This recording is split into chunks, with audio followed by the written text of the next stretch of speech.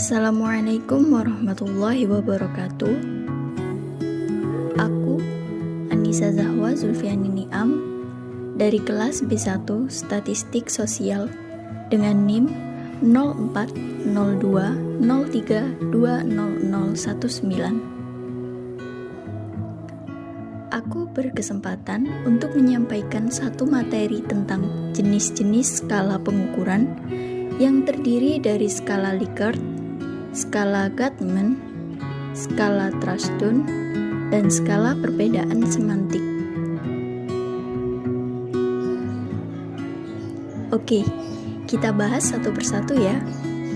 Dari mulai skala Likert. Skala Likert biasanya digunakan untuk mengukur sikap, pendapat, dan persepsi seseorang tentang suatu kejadian atau gejala sosial. Jadi, kalau menggunakan skala Likert ini, variabel yang akan diukur akan dijabarkan menjadi subvariabel, dan subvariabel ini akan dijabarkan lagi menjadi indikator-indikator yang dapat diukur. Kemudian, indikator-indikator yang terukur ini dijadikan tolak ukur berupa pertanyaan atau pernyataan yang perlu dijawab oleh narasumber. Sebagai contoh nih, ada suatu pernyataan yang berbunyi, "Saya sangat percaya diri saat akan menyampaikan suatu materi yang saya kuasai di depan banyak orang." Nah, pertanyaan ini memiliki skor 1-5. Skor 1 sangat tidak setuju, skor 2 tidak setuju, skor 3 ragu-ragu, skor 4 setuju, dan skor 5 sangat setuju.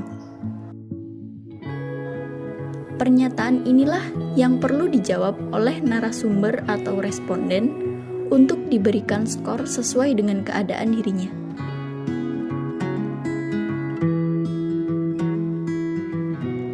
Skala yang kedua, skala Guttman.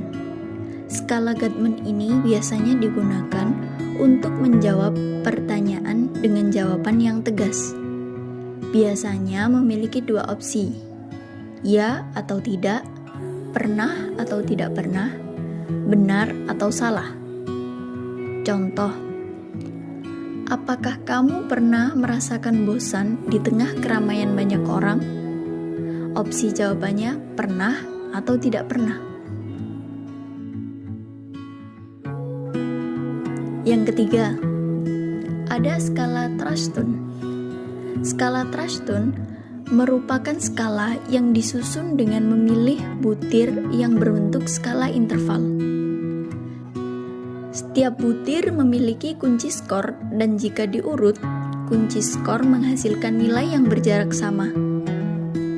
Skala Troughton dibuat dalam bentuk sejumlah 40-50 pernyataan yang relevan dengan variabel yang hendak diukur, kemudian sejumlah responden sekitar 20-40 orang menilai relevansi pernyataan itu dengan konten atau konstruk yang hendak diukur.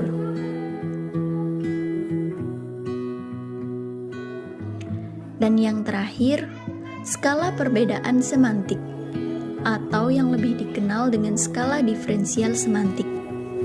Skala perbedaan semantik ini merupakan penyempurna dari skala Likert yang tidak mampu menjangkau respon yang bersifat multidimensi. Komponen skalanya terdiri dari stimulus dan respon. Stimulusnya berupa kata-kata atau kalimat, dan responnya berupa pasangan kata sifat yang berbentuk kontinum dengan dua kutub. Bentuknya tersusun dalam satu garis kontinu. Paling kiri biasanya sangat negatif, dan paling kanan sebaliknya, atau bisa dibolak-balik. Contoh, berikan pendapatmu mengenai buah mangga. Jadi di sini kita disuruh berpendapat mengenai rasa buah mangga. Paling kiri masam dan paling kanan manis. Beri nilai 1 untuk rasa yang paling masam, sampai pada nilai 5 untuk rasa yang paling manis.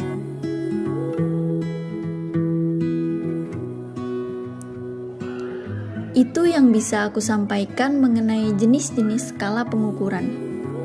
Dari aku, terima kasih, dan kurang lebihnya mohon maaf. Wassalamualaikum warahmatullahi wabarakatuh.